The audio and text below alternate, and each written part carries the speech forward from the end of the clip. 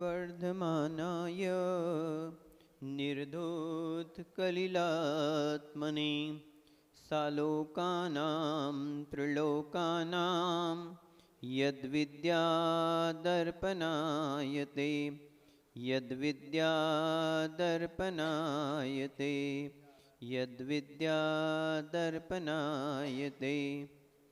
गुरुवः पान्तु no नित्यं गुरु अर्हत् गुरु सिद्ध गुरुराचार्य पाठकः गुरु साक्षात् परं साधु तस्मै श्री गुरवे नमः। तस्मै श्री गुरवे नमः। तस्मै श्री विराग गुरुवे नमः।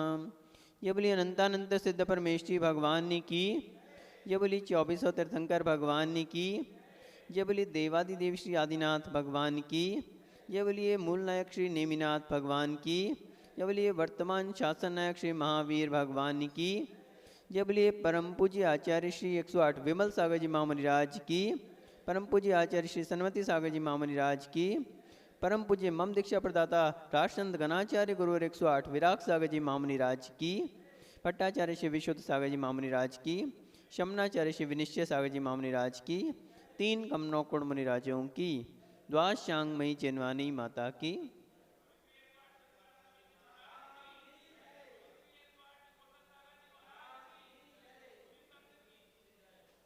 Dear all, bowing to the pure feet of Param Pujye Rashtant Ganacharya Guru 108 Virag Sagar Ji Maharaj, whatsoever I have learned from him, that only I will try to give to you. परम पूज्य गणाचार्य श्री विराग सागर जी महाराज की सनिधि में रहते हुए जो कुछ उनसे सीखा है उसी में से आपको देने का प्रयास कर रहा हूँ। whatsoever you like, consider it is of पूज्य गुरुदेव, and if something went wrong, consider it's my mistake. आपको इसमें जो भी अच्छा लगे उसे पूज्य गुरुदेव का समझकर ग्रहण कीजिएगा, और यदि कुछ भूल हो जाए तो उसे मेरी भूल समझकर छोड़ देना। As you are aware that we are studying here the Granth Ratankand Shavkachar, and in this Granth we had discussed about the Mangalacharan and the second shlok. Now from today we will start the third shloka of this Granth, that is Sadrishti Gyan Vrittani. सभी लोग हाथ जोड़ लेंगे और तीसरा श्लोक इसका रतनगण शावकाचार का हम सभी उच्चारण करेंगे। सदृष्टि ज्ञान वृत्तानि, सभी लोग बोलेंगे सदृष्टि ज्ञान वृत्तानि धर्मं धर्मेश्वरः विदो यदीय प्रत्यनीकानि भवन्ति भवपद्धति। सभी लोग बोलने का प्रयास किया करें। जो श्लोक रहता है, मेरे ख्याल से रतनगण शावकाचार तो आपके पास होगा भी, नहीं तो आप लोग फोटोकॉपी वगैरह भी करवा के रख सकते हैं। जो ग्रंथ की जो श्लोक की गाथाएं होती हैं उसका सभी लोग प्रयास करें उच्चारण करने का।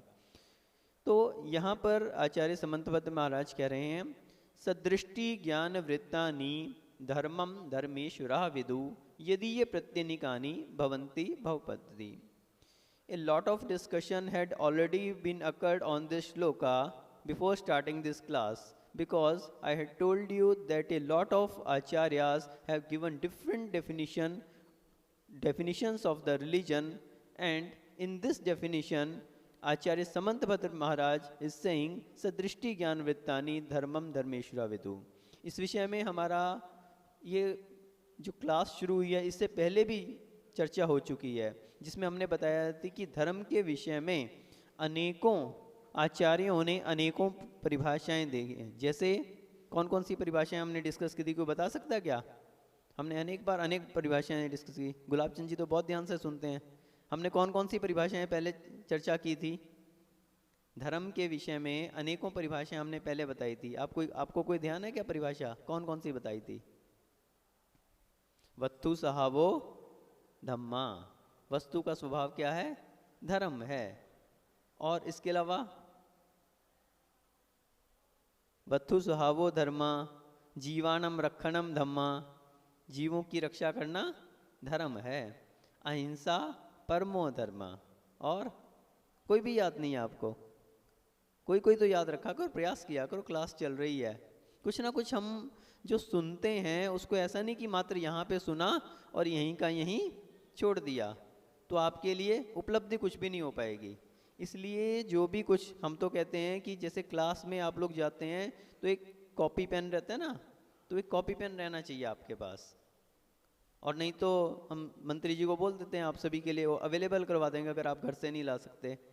एक कॉपी पेन रखें ताकि आप कुछ ना कुछ, उसमें महत्वपूर्ण पॉइंट हैं, एक डायरी रख लें आप अपने पास, उसमें नोट करें। इससे क्या होगा कि आपके लिए जो परोसा जा रहा है उसका आपको लंबे समय तक बेनिफिट मिलेगा।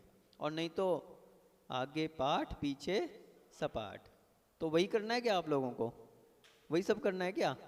तो कल से बिल्कुल सब लोग ध्यान रख लेना, एक कॉपी पेन हर किसी के हाथ में रहना चाहिए। और जो जो महत्वपूर्ण बातें यहाँ बताई जा रही हैं उन सबको क्या करना है?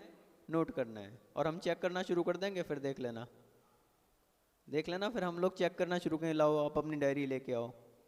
हमारे आचार्य श्री तो इतना अच्छे से क्लास लगवाते थे, वो डायरियाँ चलती थी उनकी, डायरियों में सब लोग नोट करते थे और फिर बाद में उन सब डायरियों की चेकिंग होती थी।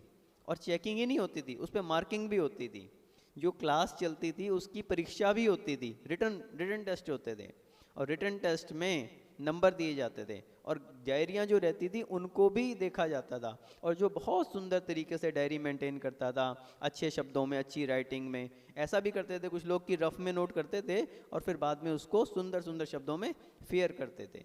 तो जो सुंदर तरीके से डायरी मेंटेन करता था और जो परीक्षाओं में उत्तीर्ण होते थे उनको फिर प्रोत्साहन भी दिया जाता था।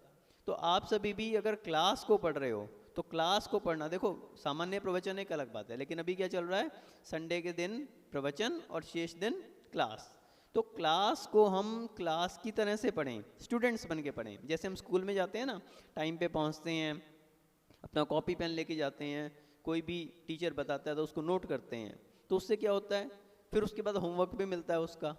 तो वही चीज़ें यहाँ पे भी चलेंगी। अब एक कॉपी पेन पे आप नोट कीजिए, चाहे रफ में नोट कर लीजिए। और अगर आप पूरा नोट नहीं भी कर पा रहे हैं तो कोई बात नहीं, आप उन्हें अड़ोसी पड़ोसी से भी पूछ के नोट कर सकते हैं। और बाद में उसको चाहें तो, अगर आपकी अच्छी राइटिंग है, आप तुरंत के तुरंत उसको नोट कर लो। और अगर आप इतना जल्दी नहीं नोट कर पा रहे तो शॉर्ट में उसको नोट कर लो, बाद में उसको अच्छा फेयर कर लीजिए, ये आपका होमवर्क कहलाएगा।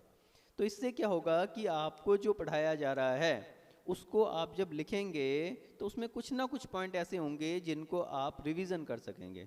और हम लोग भी पीछे ले लेंगे, अभी हमने कल क्या पढ़ाया था, अब हम शुरू करने वाले हैं वो भी सब पॉइंट्स पीछे का पूछना। अब इसलिए सब लोग बिल्कुल ध्यान से, और कितना आप प्रेजेंट रहते हैं। ऐसा नहीं कि आज एक आया, कल दूसरा आ गया, कल तीसरा आ गया। जैसे हमारे गुलाब चंद जी हैं, हमारे कोमल चंद जी हैं, हमारे तेज कुमार जी हैं, हमारे राहुल भैया हैं, हमारे मंत्री जी हैं, ये हमारे परमानेंट स्टूडेंट्स हैं। कैसे हैं? Permanent students. ऐसा नहीं कि कभी कोई आ रहा है कभी कोई नहीं आ रहा है, ये रेगुलर बैठने वाले हैं। तो जो रेगुलर बैठता है, हमारे शिखर चंद जी आज लेट हो गए लेकिन ये भी टाइम से आते हैं। तो टाइम से आना और रेगुलर बैठना, ध्यान से सुनना और नोट करना, जब ये सब चीज़ें चलेंगी तो हम इसमें कुछ अचीवमेंट प्राप्त कर सकेंगे, वो आपकी परमानेंट अचीवमेंट होगी। और ये रत्नकुंड श्रावकाचार्य, ध्यान रखना, एक ऐसा ग्रंथ है श्रावकों के लिए बिल्कुल नितांत आवश्यक है। ये इसमें क्या बताया गया, पूरा श्रावकों का ही वर्णन है। अब वही स्टार्ट हो चुका है बिल्कुल इसका, सदृष्टि ज्ञान वृत्तानि। तो पूरा एक एक श्रावकों की क्या क्रिया है, श्रावकों का कैसा आचरण होना चाहिए, कैसी श्रद्धा होनी चाहिए, कैसा सम्यक ज्ञान का क्या स्वरूप है, वो सारा इसमें क्रमशः आएगा। आपने देखा होगा अन्य समय भी जब प्रवचन चलते हैं तो रत्नकुंड श्रावकाचार्य ग्रंथ की गाथाएं बीच बीच में इसके श्लोक बहुत मात्रा में लेते हैं। कोई भी महाराजों का आप प्रवचन देख लीजिए, सभी महाराज, हम लोग भी जब स्कूल मान लीजिए आचार्य जी के संग में थे तो कुछ एक ग्रंथ ऐसे रहते हैं, जैसे इष्टोपदेश हो गया, दव्य संग्रह हो गया, रत्नकुंड श्रावकाचार्य हो गया, इनकी आचार्य श्री बोलते थे बिल्कुल ठोस नॉलेज होनी चाहिए। बाकी आप ग्रंथ पढ़ो या ना पढ़ो वो बात की बात है लेकिन ये कुछ ग्रंथ ऐसे हैं जिनकी ठोस नॉलेज, मतलब मजबूती से इनकी नॉलेज होनी चाहिए। क्यों? ये ग्रंथ ऐसे हैं जो हमारे जीवन में हमें मार्गदर्शन देते हैं कि हमारा आचरण कैसा होना चाहिए, श्रावक का आचरण कैसा होना चाहिए। और यदि हमें श्रावक के आचरण का ही नहीं पता होगा कि कैसा होना चाहिए, तो हम उसको फॉलो कैसे करेंगे। और जैसे हम पापों में पहले से लिप्त हैं वैसे ही आगे चलते जाएंगे। इसलिए रतनगंज श्रावकाचार्य जो पढ़ाया जा रहा है, बिल्कुल सब लोग एक माइंड बना लें, एक कॉपी पेन लाएं, नोट करें और उसका रिवीजन करें। ठीक है, तो आज हम अपनी गाथा को आगे श्लोक को ले रहे हैं। तो यहाँ पे आचार्य श्री कहते हैं सदृष्टि ज्ञान वृत्तानि। क्या कहा? सदृष्टि। सदृष्टि यानी सम्यक दर्शन। और जो सत शब्द है इसको तीनों के साथ, ये क्या है? प्रथम दीपक है। क्या है? प्रथम दीपक। प्रथम दीपक समझते हैं आप? प्रथम दीपक कोई बता सकता है? शिखरचंद जी, प्रथम दीपक किसे कहते हैं?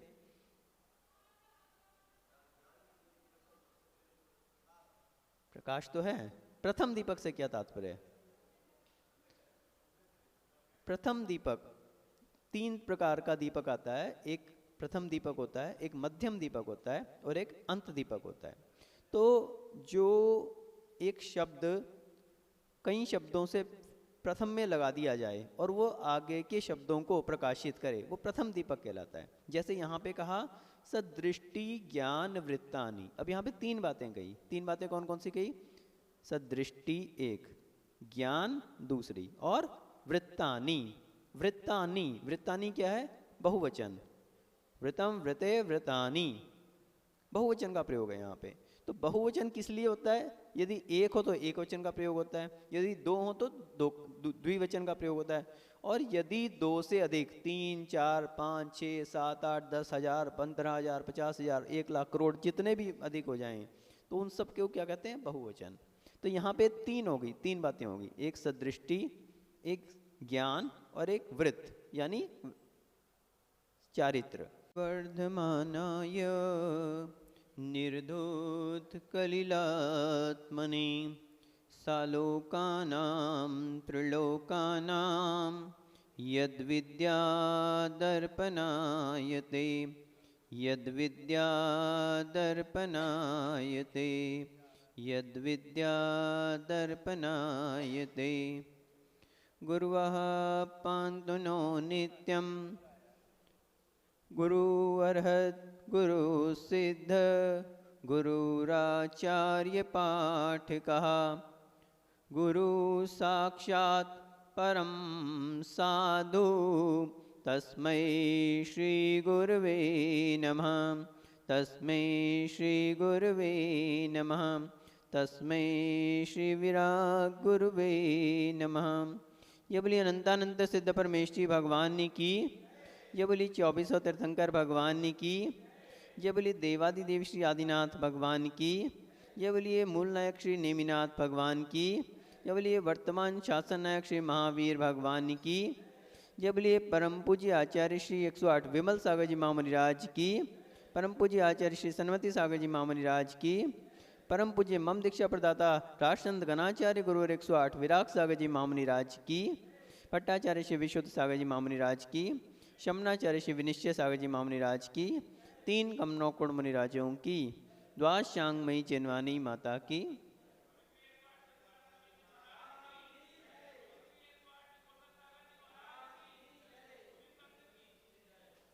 Dear all, bowing to the pure feet of Param Pujye Rashtant Ganacharya Guru 108 Virag Sagar Ji Maharaj, whatsoever I have learned from him, that only I will try to give to you. परम पूज्य गणाचार्य श्री विराग सागर जी महाराज की सन्निधि में रहते हुए जो कुछ उनसे सीखा है उसी में से आपको देने का प्रयास कर रहा हूँ। whatsoever you like, consider it is of पूज्य गुरुदेव, and if something went wrong, consider it's my mistake. आपको इसमें जो भी अच्छा लगे उसे पूज्य गुरुदेव का समझकर ग्रहण कीजिएगा, और यदि कुछ भूल हो जाए तो उसे मेरी भूल समझकर छोड़ देना। As you are aware that we are studying here the Granth Ratankund Shavkachar, and in this Granth we had discussed about the Mangalacharan and the second shlok. Now from today we will start the third shloka of this Granth, that is Sadrishti Gyan Vrittani. सभी लोग हाथ जोड़ लेंगे और तीसरा श्लोक इसका रतनगंज शावकाचार का हम सभी उच्चारण करेंगे। सदृष्टि ज्ञान वृत्तानि। सभी लोग बोलेंगे सदृष्टि ज्ञानवृत्तानि धर्मं धर्मेश्वरः विदु यदीय प्रत्यनीकानि भवन्ति भवपद्धति। सभी लोग बोलने का प्रयास किया करें। जो श्लोक रहता है, मेरे ख्याल से रत्नगण शावकाचार तो आपके पास होगा भी, नहीं तो आप लोग फोटोकॉपी वगैरह भी करवा के रख सकते हैं। जो ग्रंथ की जो श्लोक की गाथाएं होती हैं उसका सभी लोग प्रयास करें उच्चारण करने का। तो यहाँ पर आचार्य समंतभद्र महाराज कह रहे हैं, सदृष्टि ज्ञान वृत्तानि धर्मम धर्मेश्वरः विदु यदि ये प्रत्यनिकानि भवन्ति भवपद्धति। A lot of discussion had already been occurred on this shloka before starting this class, because I had told you that a lot of acharyas have given different definitions of the religion, and in this definition Acharya Samantabhadra Maharaj is saying sadrishti ज्ञान वृत्तानि धर्मम धर्मेश्वरा विदु। इस विषय में हमारा ये जो class शुरू हुई है इससे पहले भी चर्चा हो चुकी है, जिसमें हमने बताया थी कि धर्म के विषय में अनेकों आचार्यों ने अनेकों परिभाषाएं दी हैं। जैसे कौन कौन सी परिभाषाएं हमने डिस्कस की थी, कोई बता सकता है क्या? हमने अनेक बार अनेक परिभाषाएं डिस्कस की। गुलाब चंद जी तो बहुत ध्यान से सुनते हैं। हमने कौन कौन सी परिभाषाएं पहले चर्चा की थी? धर्म के विषय में अनेकों परिभाषाएं हमने पहले बताई थी। आपको कोई ध्यान है क्या परिभाषा कौन कौन सी बताई थी? वस्तु सहावो धम्मा, वस्तु का स्वभाव क्या है? धर्म है। और इसके अलावा वस्तु स्वभावो धर्मा, जीवानम रक्षणम धम्मा, जीवों की रक्षा करना धर्म है। अहिंसा परमो धर्म। और कोई भी याद नहीं है आपको?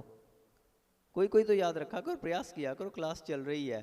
कुछ ना कुछ हम जो सुनते हैं उसको ऐसा नहीं कि मात्र यहाँ पे सुना और यहीं का यहीं छोड़ दिया, तो आपके लिए उपलब्धि कुछ भी नहीं हो पाएगी। इसलिए जो भी कुछ हम तो कहते हैं कि जैसे क्लास में आप लोग जाते हैं तो एक कॉपी पेन रहता है ना, तो एक कॉपी पेन रहना चाहिए आपके पास। और नहीं तो हम मंत्री जी को बोल देते हैं, आप सभी के लिए वो अवेलेबल करवा देंगे अगर आप घर से नहीं ला सकते। एक कॉपी पेन रखें ताकि आप कुछ ना कुछ, उसमें महत्वपूर्ण पॉइंट हैं, एक डायरी रख लें आप अपने पास, उसमें नोट करें। इससे क्या होगा कि आपके लिए जो परोसा जा रहा है उसका आपको लंबे समय तक बेनिफिट मिलेगा। और नहीं तो आगे पाठ पीछे सपाट। तो वही करना है क्या आप लोगों को? वही सब करना है क्या? तो कल से बिल्कुल सब लोग ध्यान रख लेना, एक कॉपी पेन हर किसी के हाथ में रहना चाहिए। और जो जो महत्वपूर्ण बातें यहाँ बताई जा रही हैं उन सबको क्या करना है? नोट करना है। और हम चेक करना शुरू कर देंगे, फिर देख लेना फिर हम लोग चेक करना शुरू करें। लाओ आप अपनी डायरी लेके आओ।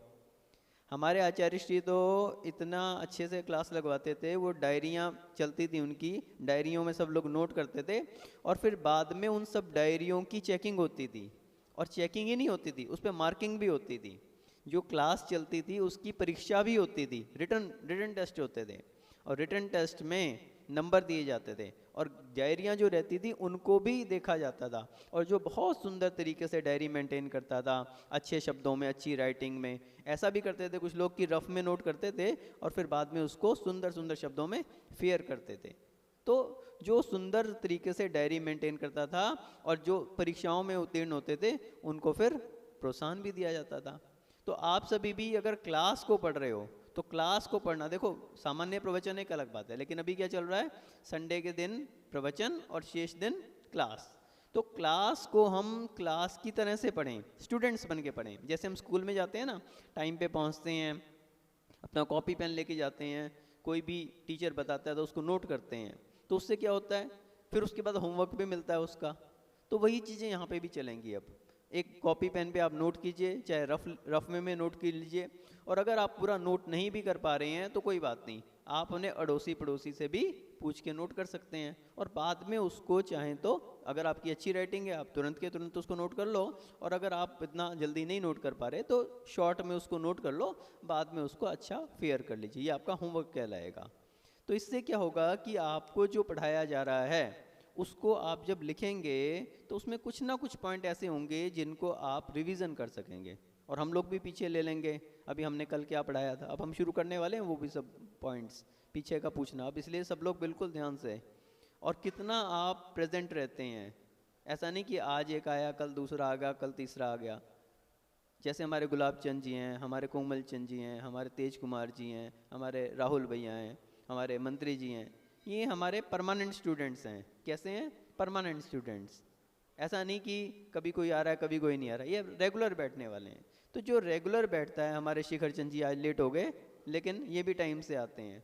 तो टाइम से आना और रेगुलर बैठना, ध्यान से सुनना और नोट करना, जब ये सब चीज़ें चलेंगी तो हम इसमें कुछ अचीवमेंट प्राप्त कर सकेंगे, वो आपकी परमानेंट अचीवमेंट होगी। और ये रत्नकुंड श्रावकाचार, ध्यान रखना, एक ऐसा ग्रंथ है श्रावकों के लिए बिल्कुल नितांत आवश्यक है। ये इसमें क्या बताया गया, पूरा श्रावकों का ही वर्णन है। अब वही स्टार्ट हो चुका है बिल्कुल इसका, सदृष्टि ज्ञान वृत्तानि। तो पूरा एक एक श्रावकों की क्या क्रिया है, श्रावकों का कैसा आचरण होना चाहिए, कैसी श्रद्धा होनी चाहिए, कैसा सम्यक ज्ञान का क्या स्वरूप है, वो सारा इसमें क्रमशः आएगा। आपने देखा होगा अन्य समय भी जब प्रवचन चलते हैं तो रत्नकुंड श्रावकाचार ग्रंथ की गाथाएं बीच बीच में इसके श्लोक बहुत मात्रा में लेते हैं। कोई भी महाराजों का आप प्रवचन देख लीजिए, सभी महाराज, हम लोग भी जब स्कूल मान लीजिए आचार्य जी के संग में थे, तो कुछ एक ग्रंथ ऐसे रहते हैं जैसे इष्टोपदेश हो गया, दव्य संग्रह हो गया, रत्नकुंड श्रावकाचार हो गया, इनकी आचार्य श्री बोलते थे बिल्कुल ठोस नॉलेज होनी चाहिए। बाकी आप ग्रंथ पढ़ो या ना पढ़ो वो बात की बात है लेकिन ये कुछ ग्रंथ ऐसे हैं जिनकी ठोस नॉलेज, मतलब मजबूती से इनकी नॉलेज होनी चाहिए। क्यों? ये ग्रंथ ऐसे हैं जो हमारे जीवन में हमें मार्गदर्शन देते हैं कि हमारा आचरण कैसा होना चाहिए, श्रावक का आचरण कैसा होना चाहिए। और यदि हमें श्रावक के आचरण का ही नहीं पता होगा कि कैसा होना चाहिए, तो हम उसको फॉलो कैसे करेंगे? और जैसे हम पापों में पहले से लिपते हैं वैसे ही आगे चलते जाएंगे। इसलिए रत्नकुंड श्रावकाचार जो पढ़ाया जा रहा है, बिल्कुल सब लोग एक माइंड बना लें, एक कॉपी पेन लाएं, नोट करें और उसका रिवीजन करें। ठीक है? तो आज हम अपनी गाथा को आगे श्लोक को ले रहे हैं। तो यहाँ पे आचार्य श्री कहते हैं सदृष्टि ज्ञान वृत्तानि। क्या कहा? सदृष्टि। सदृष्टि यानी सम्यक दर्शन। और जो सत शब्द है इसको तीनों के साथ, ये क्या है? प्रथम दीपक है। क्या है? प्रथम दीपक। प्रथम दीपक समझते हैं आप? प्रथम दीपक कोई बता सकता है? शिखर चंद जी, प्रथम दीपक किसे कहते हैं?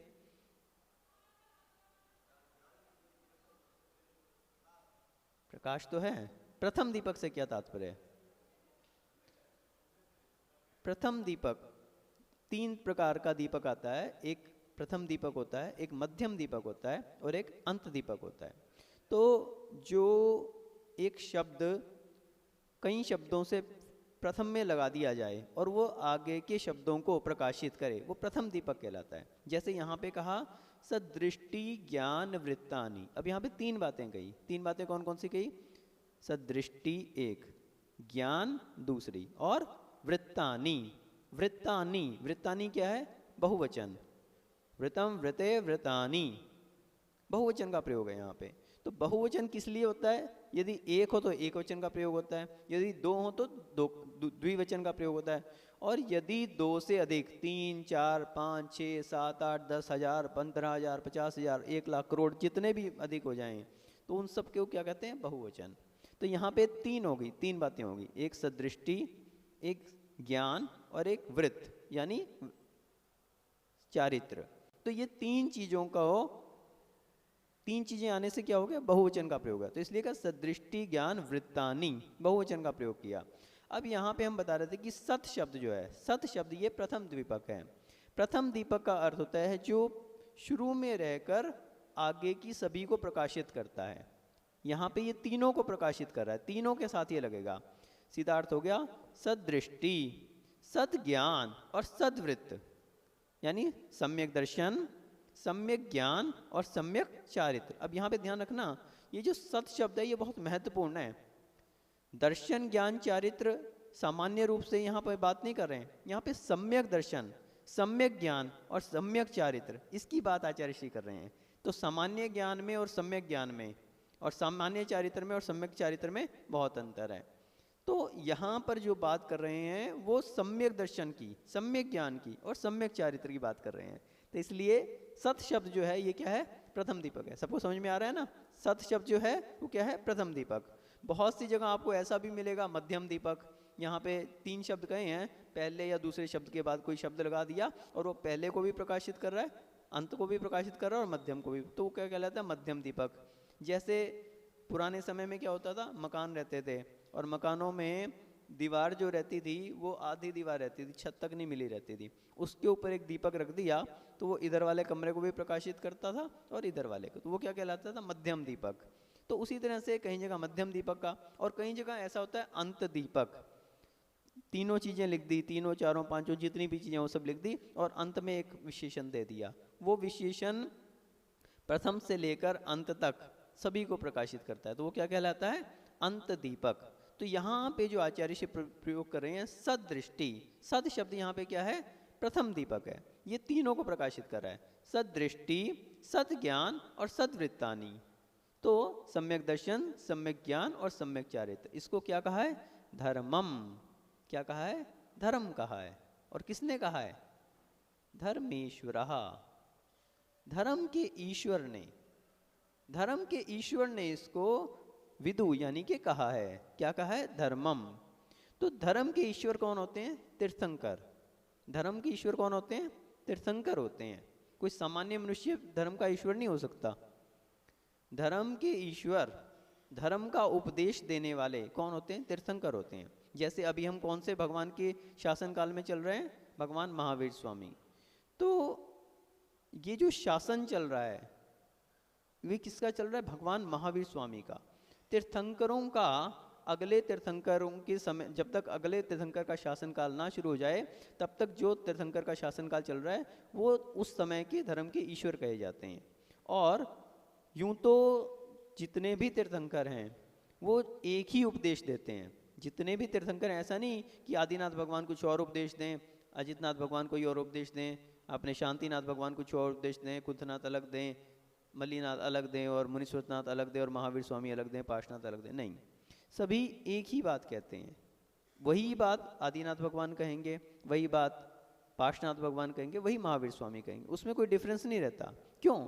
जो धर्म का स्वरूप है वो वही है। चाहे अब उसकी परिभाषाएं अलग अलग हो सकती हैं, उसको समझाने के तरीके अलग अलग हो सकते हैं, उसकी डेफिनेशंस डिफरेंट हो सकती हैं, शब्दों का प्रयोग अलग अलग हो सकता है, लेकिन जब हम तथ्य पे पहुंचते हैं तो तथ्य क्या निकलता है? तथ्य एक ही निकलता है, निष्कर्ष एक ही निकलता है। हो सकता है आदिनाथ भगवान के समय में कोई व्यक्ति आया और देखा कि आदिनाथ भगवान ने कि इस समय पाप का अधिक, हिंसा का सबसे ज़्यादा बोलबाला है, तो हो सकता है वो हिंसा की प्रधानता से उपदेश दें। जैसे भगवान महावीर स्वामी के पास कोई व्यक्ति आया तो उस समय हो सकता है कि चोरी का बहुत बार बोलबाला है, तो वो चोरी की प्रधानता से उपदेश दे सकते हैं। लेकिन जो 5 पाप हैं वो पांचों पापों का सभी व्याख्यान करते हैं। ये हो सकता है, तत्वार सूत्र में एक शब्द आता है अर्पित अनर्पित सिद्धे। आपने पढ़ा है सूत्र? 5वें अध्याय में एक सूत्र है अर्पित अनर्पित सिद्धे। तो वस्तुओं का गौणता और प्रमुखता के हिसाब से कथन किया जा सकता है। एक समय में एक वस्तु ही बोली जा सकती है। यदि आपको 5 पापों का व्याख्यान करना है तो आप पांचों पापों का व्याख्यान एक साथ नहीं कर सकते। आप हिंसा का अलग करेंगे, चोरी का अलग करेंगे, झूठ का अलग करेंगे, ब्रह्मचर्य का, अब्रह्म का अलग करेंगे और परिग्रह का अलग करेंगे। तो जिस समय आप सत्य की बात कर रहे हैं तो आप सत्य को आधार लेके झूठ का व्याख्यान करेंगे, उस समय प्रमुखता किसकी होगी? झूठ की हो गई। और सत्य के विषय में आप बताएंगे कि झूठ नहीं बोलना चाहिए, सत्य बोलना चाहिए। तो ये क्या हुआ? यहाँ पे प्रमुखता झूठ की हो गई और बाकी जो 4 पाप हैं उनकी गौणता हो गई। जब आपके लिए हिंसा की बात आएगी तो आप हिंसा का प्रमुखता से व्याख्यान कर रहे हैं, बाकी 4 गौण हो जाएंगे। तो अर्पित अनर्पित सिद्धे का अर्थ है कि एक समय में एक ही कथन किया जा सकता है, बाकी सारे कथनों को ऐसा नहीं है कि वो समाप्त हो गए, वे सभी भी हैं, लेकिन उस समय क्या हो गया? गौण कर दिया गया उनको। प्रमुखता से एक चीज का कथन, एक समय में एक ही बात कही जा सकती है, एक साथ सारी बातें नहीं कही जा सकती। लेकिन इसका अर्थ ये नहीं कि अगर एक बात के विषय में बताया जा रहा है तो बाकी बातें समाप्त ही होगी, समाप्त नहीं हुई, मात्र गौण हुई हैं उस समय। तो इसी तरह से जो भी तीर्थंकर होते हैं, जो भी महापुरुष होते हैं, जो भी हमारे धर्म गुरु होते हैं, वे सभी धर्म के विषय में जब व्याख्यान करते हैं तो धर्म का स्वरूप वही है, जैसा आदिनाथ भगवान ने कहा वही शांतिनाथ भगवान ने, वही महावीर भगवान ने, बस उसके कथन की शैली अलग अलग हो सकती है। उसमें जो 5 पापों की व्याख्या की, तो जिसके लिए जिस चीज़ की प्रधानता दिखी उसकी उन्होंने अधिक व्याख्या की, बाकियों को गौण कर दिया। तो ये समय और परिस्थिति के साथ। तो यहाँ पर जो बताया जा रहा है, धर्मम धर्मेश्वराविदु, तो धर्म का स्वरूप किसने कहा है? धर्म के ईश्वर तीर्थंकर भगवान ने। तो जो तीर्थंकर भगवान के द्वारा कोई बात कही हुई हो उसके लिए हम क्या मानते हैं? प्रामाणिक मानते हैं। क्यों मानते हैं? क्योंकि धर्म के ईश्वर ने। हम कोई बात कहें तो हम क्या हैं? छदमस्त हैं, हमसे जो भूल हो सकती है, मिस्टेक हो सकती है, हम भूल भी सकते हैं अपने टॉपिक को।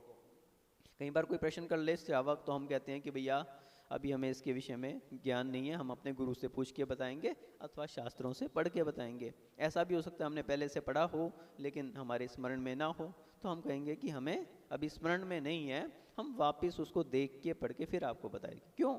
हम लोग क्या हैं? छदमस्त हैं। और वास्तविकता में धर्म गुरुओं का ये बहुत बड़ी एक लाइबिलिटी है, बहुत बड़ा एक जिम्मेवारी है, कर्तव्य है कि जिस विषय में उनको नॉलेज हो उसी विषय में बोलें। क्यों? ये धर्म गद्दी है। यहाँ पर आप जो बात कह रहे हैं उसमें प्रमाण किसको दे रहे हैं? भगवान को प्रमाण बना रहे हैं। कभी भी जिस विषय में हमें नॉलेज ना हो, जिस विषय में हमें पूर्ण ज्ञान ना हो, उस विषय में मौन रहना उचित है। कोई आप चिंता नहीं करें कि अरे मेरी तो इंसल्ट हो जाएगी, कोई इंसल्ट नहीं होगी। लेकिन अगर आपने यद्वा तद्वा बोल दिया तो उससे अनेकों लोग दिग्भ्रमित हो सकते हैं। अनेकों लोग क्या हो सकते हैं? दिग्भ्रमित हो सकते हैं। तो इसलिए कभी भी धर्म गद्दी पे बैठने का अधिकार हर किसी को नहीं दिया जाता। हर किसी को अधिकार नहीं होता धर्म गद्दी पे बैठने के बोलने का। मात्र उसी के लिए, निर्ग्रंथ मुनियों के लिए, कल परसों हमारी चर्चा चल रही थी कि धर्म का उपदेश कौन दे सकता है? जो पहले उस धर्म को अपने अंदर धारण करता है, उसको आचरण में उतार लेता है, वही मात्र उसके विषय में। आप देखिए तीर्थंकर भी जो होते हैं, जिस समय दीक्षा लेते हैं तो दीक्षा लेते ही वो क्या करते हैं? मौन ले लेते हैं, एक भी शब्द नहीं बोलते, पूर्णतः मौन लेते हैं। और जब तक उनके लिए केवल ज्ञान की प्राप्ति नहीं होती तब तक क्या रहते हैं? वे मौन रहते हैं। आदिनाथ भगवान थे। अब आदिनाथ भगवान ने जिस समय दीक्षा ली और दीक्षा लेते ही वो क्या हुए? ध्यान में तल्लीन हो गए, बिल्कुल मौन हो गए। उनके साथ 4000 मुकुटबद्र अनेकों राजाओं ने भी दीक्षा ली, 4000 राजाओं ने दीक्षा ली। अब यद्यपि क्योंकि वो प्रथम तीर्थंकर थे तो उस समय लोगों को धर्म का ज्ञान नहीं था, तो 4000 राजाओं ने देखा देखी तो दीक्षा ले ली। जैसे उन्होंने कपड़ों का त्याग किया उन्होंने भी वस्त्राभूषण का त्याग कर दिया, उन्होंने केशलोच किए तो जैसे तैसे उन्होंने भी केशलोच कर लिए। वे आंखें बंद करके बैठ के तो वह भी आंखें बंद करके बैठ के, उन्होंने आसन लगाया तो वो भी आसन लगा के बैठ गए। लेकिन वे तो अपने ध्यान में लीन हो गए। क्यों? उनको तो 3 ज्ञान जो हैं, जो भी तीर्थंकर होते हैं उनको 3 ज्ञान जन्म से होते हैं। कौन कौन से? मति ज्ञान, शुद्ध ज्ञान और अवधि ज्ञान। तो ये 3 ज्ञान उनको जन्म से ही थे। और जैसे ही दीक्षा लेते हैं तो चौथा ज्ञान मन है प्रय ज्ञान, मन है प्रय ज्ञान भी उनके लिए प्राप्त हो जाता है। तो उनके अंदर तो स्वयं में इतना ज्ञान था कि उनके लिए स्वयंभू कहा जाता है, उनके लिए किसी गुरु की आवश्यकता नहीं होती। ध्यान रखना, कभी भी तीर्थंकर जन्म से ही जो है किसी कोई उनका गुरु नहीं रहता। जिस समय दीक्षा भी लेते हैं तो वो नमः सिद्धेभ्यः, सिद्ध भगवान को अपना गुरु बनाकर और केशलोच कर लेते हैं। तो कोई भी व्यक्ति तीर्थंकरों के गुरु नहीं होते, वो स्वयंभू होते हैं, स्वयं उनके अंदर इतना ज्ञान होता है। लेकिन बाकी जो 4000 राजा थे, अब उनको तो जानकारी नहीं थी, वो तो देखा देखी कर रहे थे। तो रिजल्ट ये निकला कि जब शुद्धा त्रिषा की वेदना हुई उन्हें, अब भगवान तो आदिनाथ भगवान तो अपने ध्यान में लीन थे, उन्हें तो कोई विकल्प नहीं, कुछ नहीं, वो तो अपने आत्मा के स्वरूप में परिणमन कर रहे थे और आनंद विभोर हो रहे थे। और उनका शरीर कैसा था? उनका शरीर में कौन सा सैनन था? वज्र ऋषभ नाराज सैनन था। वज्र ऋषभ नाराज सैनन एक ऐसा सैनन है जिसमें हड्डियाँ कैसी होती हैं? वज्र के समान होती हैं। तो उसमें इतनी क्षमता रहती है कि आप जिंदगी भर भी, तीर्थंकरों के अंदर इतनी क्षमता होती है कि वे जिंदगी भर भी आहार ना करें तो भी उनके शरीर की कांति फीकी नहीं पड़ती। अपन लोग तो अगर एक उपवास 2 उपवास में ही अपने लिए क्या होता है? ढीलापन आने लगता है, शरीर शिथिल होने लगता है, हमारे शरीर की कांति विहीन होने लगती है, हम दैनिक क्रियाओं को भी नहीं कर पाते। लेकिन वज्र ऋषभ नाराज धारण सैनन के धारी, और उसमें भी तीर्थंकर प्रकृति का जिनके सत्ता में पड़ी हुई है, तद्भव मोक्षकामी जो जीव होते हैं, उनकी विशेषता ये रहती है कि वो अगर जीवन भर भी आहार ना करें तो भी उनके लिए कोई अंतर आने वाला नहीं है। अब सभी के अंदर तो ऐसा सहन नहीं था, इतनी क्षमता नहीं थी, तो वे राजा लोग क्या हुआ, आकुलित होने लगे। तो फिर जब उन्होंने देखा कि भगवान तो आंखें बंद करके ही बैठे हैं, पूछने का भी प्रयास किया हुआ तो मौन बैठे हैं, कुछ नहीं बता रहे, तो फिर उन्होंने जैसे तैसे कहीं पेड़ों से फल तोड़ के खाने लगे, कोई नदियों का पानी पीने लगे।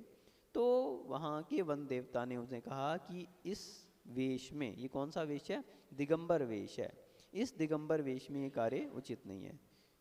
यदि आप इस वेश के नियमों को पालन कर सकते हैं तो इस वेश को धारण करो, अन्यथा इस वेश का त्याग कर दो।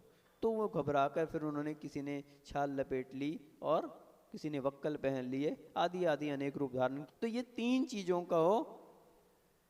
चीजें आने से क्या हो गया, बहुवचन का प्रयोग है। तो इसलिए का सदृष्टि ज्ञान वृत्तानि, बहुवचन का प्रयोग किया। अब यहाँ पे हम बता रहे थे कि सत शब्द जो है, सत शब्द ये प्रथम द्विपक है। प्रथम दीपक का अर्थ होता है जो शुरू में रहकर आगे की सभी को प्रकाशित करता है। यहाँ पे ये तीनों को प्रकाशित कर रहा है, तीनों के साथ ये लगेगा। सीधा अर्थ हो गया सदृष्टि, सद ज्ञान और सदवृत्त, यानी सम्यक दर्शन, सम्यक ज्ञान और सम्यक चारित्र। अब यहाँ पे ध्यान रखना, ये जो सत शब्द है ये बहुत महत्वपूर्ण है। दर्शन ज्ञान चारित्र सामान्य रूप से यहाँ पर बात नहीं कर रहे हैं, यहाँ पे सम्यक दर्शन, सम्यक ज्ञान और सम्यक चारित्र, इसकी बात आचार्य श्री कर रहे हैं। तो सामान्य ज्ञान में और सम्यक ज्ञान में, और सामान्य चारित्र में और सम्यक चारित्र में बहुत अंतर है। तो यहाँ पर जो बात कर रहे हैं वो सम्यक दर्शन की, सम्यक ज्ञान की और सम्यक चारित्र की बात कर रहे हैं। तो इसलिए सत शब्द जो है ये क्या है, प्रथम दीपक है। सबको समझ में आ रहा है ना, सत शब्द जो है वो क्या है, प्रथम दीपक। बहुत सी जगह आपको ऐसा भी मिलेगा मध्यम दीपक। यहाँ पे तीन शब्द कहे हैं, पहले या दूसरे शब्द के बाद कोई शब्द लगा दिया और वो पहले को भी प्रकाशित कर रहा है, अंत को भी प्रकाशित कर रहा है और मध्यम को भी, तो वो क्या कहलाता है, मध्यम दीपक। जैसे पुराने समय में क्या होता था, मकान रहते थे और मकानों में दीवार जो रहती थी वो आधी दीवार रहती थी, छत तक नहीं मिली रहती थी, उसके ऊपर एक दीपक रख दिया तो वो इधर वाले कमरे को भी प्रकाशित करता था और इधर वाले को, तो वो क्या कहलाता था, मध्यम दीपक। तो उसी तरह से कहीं जगह मध्यम दीपक का, और कई जगह ऐसा होता है अंत दीपक। तीनों चीजें लिख दी, तीनों चारों पांचों जितनी भी चीजें वो सब लिख दी और अंत में एक विशेषण दे दिया। वो विशेषण प्रथम से लेकर अंत तक सभी को प्रकाशित करता है, तो वो क्या कहलाता है, अंत दीपक। तो यहाँ पे जो आचार्य से प्रयोग कर रहे हैं सदृष्टि, सद शब्द यहाँ पे क्या है, प्रथम दीपक है, ये तीनों को प्रकाशित कर रहा है, सदृष्टि, सद ज्ञान और सदवृत्तानि। तो सम्यक दर्शन, सम्यक ज्ञान और सम्यक चारित्र, इसको क्या कहा है, धर्मम। क्या कहा है, धर्म कहा है। और किसने कहा है, धर्मेश्वरः, धर्म के ईश्वर ने, धर्म के ईश्वर ने इसको विदु यानी कि कहा है। क्या कहा है, धर्मम। तो धर्म के ईश्वर कौन होते हैं, तीर्थंकर। धर्म के ईश्वर कौन होते हैं, तीर्थंकर होते हैं। कोई सामान्य मनुष्य धर्म का ईश्वर नहीं हो सकता। धर्म के ईश्वर, धर्म का उपदेश देने वाले कौन होते हैं, तीर्थंकर होते हैं। जैसे अभी हम कौन से भगवान के शासन काल में चल रहे हैं, भगवान महावीर स्वामी। तो ये जो शासन चल रहा है वे किसका चल रहा है, भगवान महावीर स्वामी का। तीर्थंकरों का, अगले तीर्थंकरों के समय, जब तक अगले तीर्थंकर का शासन काल ना शुरू हो जाए तब तक जो तीर्थंकर का शासन काल चल रहा है वो उस समय के धर्म के ईश्वर कहे जाते हैं। और यूं तो जितने भी तीर्थंकर हैं वो एक ही उपदेश देते हैं। जितने भी तीर्थंकर, ऐसा नहीं कि आदिनाथ भगवान कुछ और उपदेश दें, अजितनाथ भगवान कोई और उपदेश दें, अपने शांतिनाथ भगवान कुछ और उपदेश दें, कुंथनाथ अलग दें, मल्लीनाथ अलग दें और मुनीश्वरनाथ अलग दें और महावीर स्वामी अलग दें, पार्श्वनाथ अलग दें, नहीं, सभी एक ही बात कहते हैं। वही बात आदिनाथ भगवान कहेंगे, वही बात पार्श्वनाथ भगवान कहेंगे, वही महावीर स्वामी कहेंगे, उसमें कोई डिफरेंस नहीं रहता। क्यों, जो धर्म का स्वरूप है वो वही है। चाहे अब उसकी परिभाषाएं अलग अलग हो सकती हैं, उसको समझाने के तरीके अलग अलग हो सकते हैं, उसकी डेफिनेशंस डिफरेंट हो सकती हैं, शब्दों का प्रयोग अलग अलग हो सकता है, लेकिन जब हम तथ्य पे पहुंचते हैं तो तथ्य क्या निकलता है, तथ्य एक ही निकलता है, निष्कर्ष एक ही निकलता है। हो सकता है आदिनाथ भगवान के समय में कोई व्यक्ति आया और देखा कि आदिनाथ भगवान ने कि इस समय पाप का अधिक, हिंसा का सबसे ज़्यादा बोलबाला है, तो हो सकता है वो हिंसा की प्रधानता से उपदेश दें। जैसे भगवान महावीर स्वामी के पास कोई व्यक्ति आया तो उस समय हो सकता है कि चोरी का बहुत बार बोलबाला है, तो वो चोरी की प्रधानता से उपदेश दे सकते हैं। लेकिन जो 5 पाप हैं वो पांचों पापों का सभी व्याख्यान करते हैं। ये हो सकता है, तत्वार सूत्र में एक शब्द आता है अर्पित अनर्पित सिद्धे। आपने पढ़ा है सूत्र, 5वें अध्याय में एक सूत्र है अर्पित अनर्पित सिद्धे। तो वस्तुओं का गौणता और प्रमुखता के हिसाब से कथन किया जा सकता है। एक समय में एक वस्तु ही बोली जा सकती है। यदि आपको 5 पापों का व्याख्यान करना है तो आप पांचों पापों का व्याख्यान एक साथ नहीं कर सकते। आप हिंसा का अलग करेंगे, चोरी का अलग करेंगे, झूठ का अलग करेंगे, ब्रह्मचर्य का अभ्रम का अलग करेंगे और परिग्रह का अलग करेंगे। तो जिस समय आप सत्य की बात कर रहे हैं तो आप सत्य को आधार लेके झूठ का व्याख्यान करेंगे। उस समय प्रमुखता किसकी होगी? झूठ की हो गई। और सत्य के विषय में आप बताएंगे कि झूठ नहीं बोलना चाहिए, सत्य बोलना चाहिए। तो ये क्या हुआ, यहाँ पे प्रमुखता झूठ की हो गई और बाकी जो 4 पाप हैं उनकी गौणता हो गई। जब आपके लिए हिंसा की बात आएगी तो आप हिंसा का प्रमुखता से व्याख्यान कर रहे हैं, बाकी 4 गौण हो जाएंगे। तो अर्पित अनर्पित सिद्धे का अर्थ है कि एक समय में एक ही कथन किया जा सकता है। बाकी सारे कथनों को ऐसा नहीं है कि वो समाप्त हो गए, वे सभी भी हैं, लेकिन उस समय क्या हो गया, गौण कर दिया गया उनको। प्रमुखता से एक चीज का कथन, एक समय में एक ही बात कही जा सकती है, एक साथ सारी बातें नहीं कही जा सकती।